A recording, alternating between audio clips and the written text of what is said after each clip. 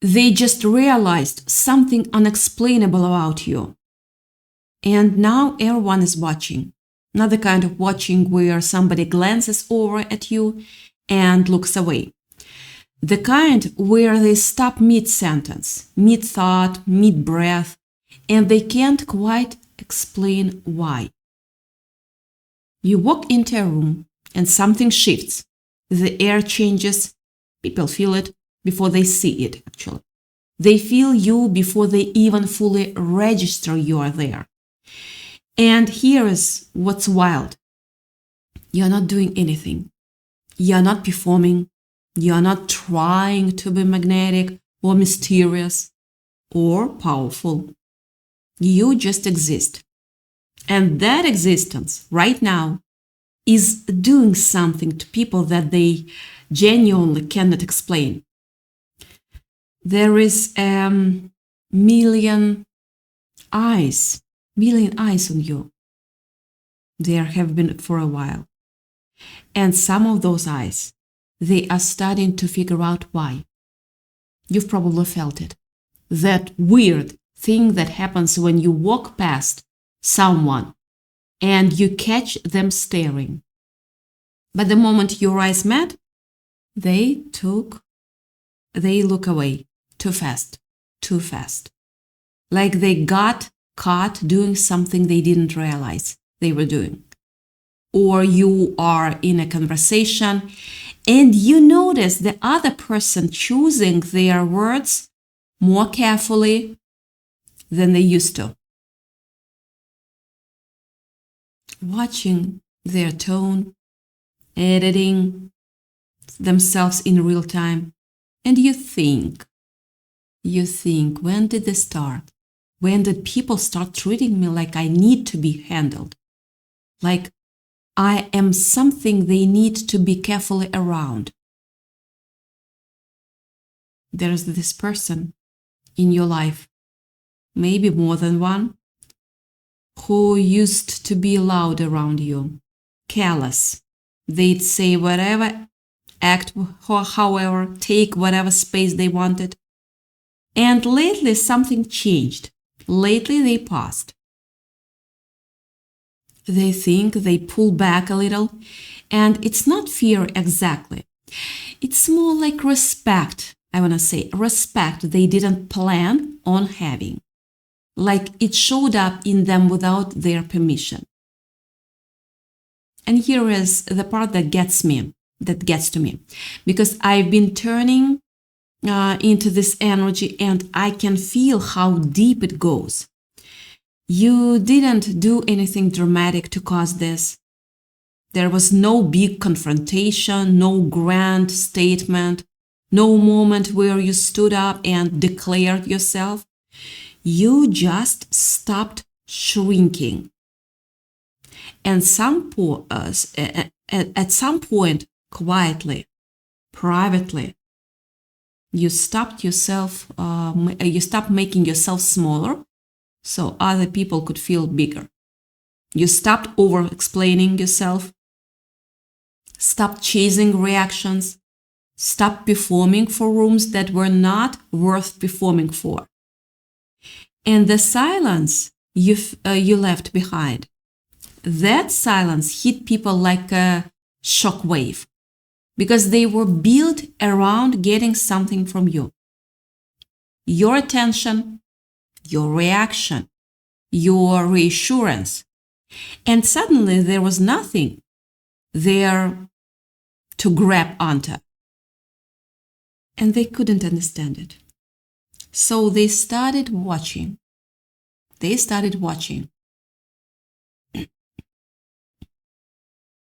There is someone right now who hears your name come up in a conversation. Could be at work, could be in a social circle, doesn't matter. And the entire mood of that conversation changes. Like your name alone carries a charge. People get quiet. Or they get weirdly animated. Either way, something happens. And this person, they are sitting there noticing that every time your name comes up, People have these reactions, these big reactions, and they are thinking, okay, what is it about this person? What is the thing? Because they can feel there is a thing. They just cannot locate it. They are trying to solve you like a puzzle. And every time they think they have a piece, it doesn't fit where they expect it.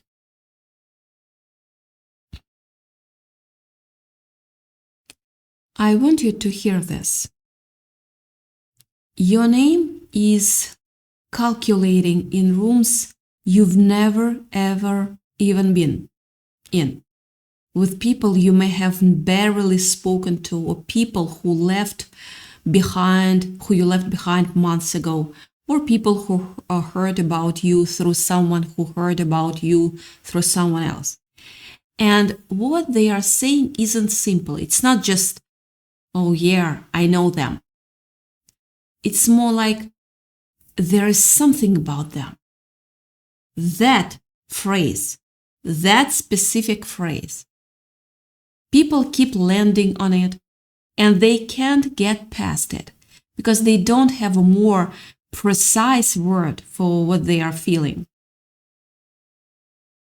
There is something about you.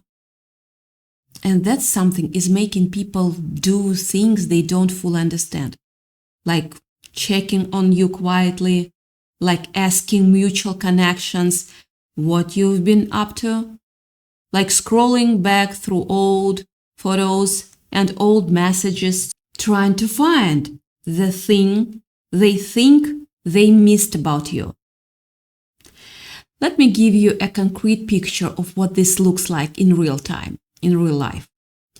There is someone, and you might know exactly who I'm talking about, who used to walk into spaces and dominate them by presence, big energy, made sure everyone knew the dynamic. And when you were around them, there was an expectation, an unspoken one, that you'd play a certain role, the quiet one, the agreeable one, the one who made room. And for a while, maybe you did, but something shifted in you, not loudly, not with announcement. You just stopped. And now when this person is around you, they feel something they've never felt in your presence before. They feel like they don't have the upper hand anymore. Not because you took it. You didn't even try to take it. But because you stopped handing it over. And that has unraveled something in them they cannot put back together. They are rehearsing conversations with you in their head now, like actual sitting somewhere, maybe in their car, maybe lying in bed at night, going through what they might say to you and how you might respond and what they should say after that. They are preparing for you like you are someone who requires preparation. And the funny thing, the wild thing, is that you are just being yourself. That's all. You are just being yourself. You are not scheming, you are not strategic. You are just present in a way that didn't used to be there. Or maybe it was always there. It was always there. And you finally stopped hiding it. And people are encountering it for the first time. And it's just genuinely throwing them off. Here where it gets really interesting. There are people in your orbit right now who don't even like you, or they think they don't, but they can't stop thinking about you. They watch you more than anyone else does. They notice what you're wearing, what you are saying, who you are talking to, how you hold yourself. And they go home and your face is still in their head and they are annoyed about it. They are like, why does this person keep getting in my head? What is happening? Because they build a version of you in their mind, a version they could dismiss, a version that made them feel superior, and you stopped matching that version. And now every time they see you, the real you is overriding the version they were comfortable with, and it's destabilizing them. They don't know what to do with you anymore. So they watch, they study, they wait for the moment you will go back to being what they decided you were. That moment is not coming, because what's happening to you right now, this shift in how people experience your presence, it's not a phase, it's not a mood, it's not a temporary confidence boost. It is something that got built inside you during a time when you were quiet and still and maybe even isolated. A time that other people looked at from the outside and thought, oh, they are struggling, oh, they are falling behind, they are disappearing. And what was actually happening was the opposite. You were going inward. You were pulling back every piece of your energy from every place and every person it didn't belong.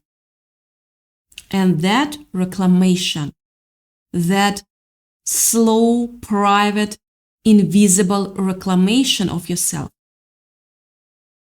just compact something in you, concentrated it, made it denser and more real than it had ever been before. And this is exactly where I need to introduce something, because it's the only thing that actually explains what's happening to you right now at a deeper level. You have become ball lightning in a world of predictable storms. I know that sounds like a metaphor, but stay with me, because this is the most accurate description I found for what people are actually experiencing when they are around you. Think about what ball lightning actually is. It is this rare, glowing sphere of pure electromagnetic energy that appears out of nowhere, moves through solid walls, drifts through closed windows, follows no known law of physics.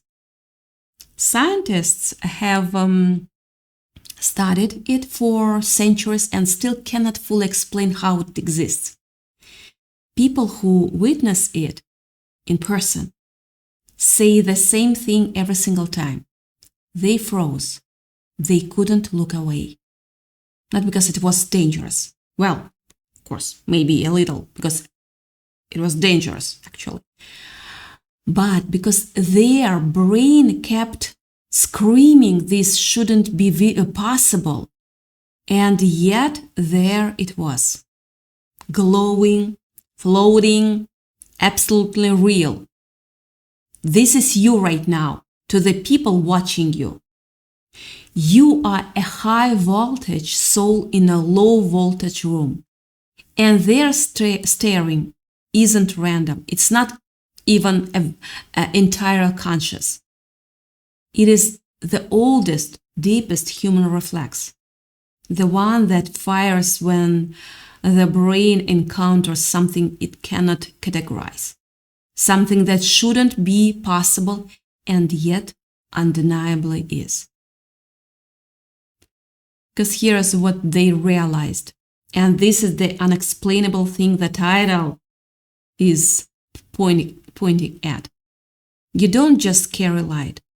You are the light that shouldn't exist in the environment you are in. You entered their space like a silent explosion, and now everyone is waiting for the thunder. They felt the flash, they felt the pressure change, they felt the air around you, specific air, and they are just standing there, breath held, waiting to understand what just happened. And the longer you stay exactly as you are, calm, present, completely unbothered, the longer that tension builds in them, because they need a category for you, and you keep refusing to be one. Your presence is a genuine anomaly to them, not a social anomaly, not a personality quirk, a reality anomaly, the kind that makes people quietly question things they thought were settled. You drift through their lives with this mysterious quality. And the wildest part is that you are not guided by their rules or their expectations or their social scripts anymore. You moved outside those wires a while ago, and now you are just floating, fully charged, fully yourself, and they are watching you the way people watch ball lightning, with this mixture of awe and unease and desperate fascination. The million eyes tracking you are not just curious. They are being charged by your frequency whether they want to be or not. Some of them walk away from an encounter with you feeling more alive than they have in months. They don't know why, they don't connect it to you, but it's you. It's been you. And there is something I need to say about the ones who feel threatened, because they are someone. And you know who they are, who look at your light and feel afraid, not because your light is harmful, but because it eliminates things they have been hiding from others, from themselves. You walk in, and suddenly the room is brighter, and everything that was comfortable in the shadow is now visible. And those people, they call it something else. They call it weird or intense or too much or unsettling. But what they mean, what they can't say out loud, is that you are a beautiful danger. A miracle that looks like a threat to their ego. Because you're not trying to expose them. You are just being real. And real, truly real, genuinely charged, unperformed realness, that is the most threatening thing in the world, that someone who has been performing their entire life. Threatening. Your silence alone is electric. You don't have to say a word. You don't have to make a move. Your stillness does it. Your calm does it. The simple fact of your presence, plugged into something they can't access and can't explain, is enough to make them feel the full weight of everything they have been pretending not to feel. And somebody, yeah. And this is the part I really want you to sit with. Somebody who genuinely believed they had you figured out. Who was maybe even telling other people their little theory about who you are and what you are about and why you are the way you are. That somebody has had a moment recently, a real one, where they heard something about you or saw something about you or better, felt something in your presence that completely contradicted the story they'd been telling. And it shocked them. Actually shook them. Because it wasn't just that they were wrong. It's that being wrong about you means they have to be wrong about something in themselves. Because the version of you they created was built from their own projections, their own insecurities, their own limited ceiling. And you have just quietly blown past that ceiling, and now their whole map is wrong. There is also something here about people expecting a reaction from you that isn't coming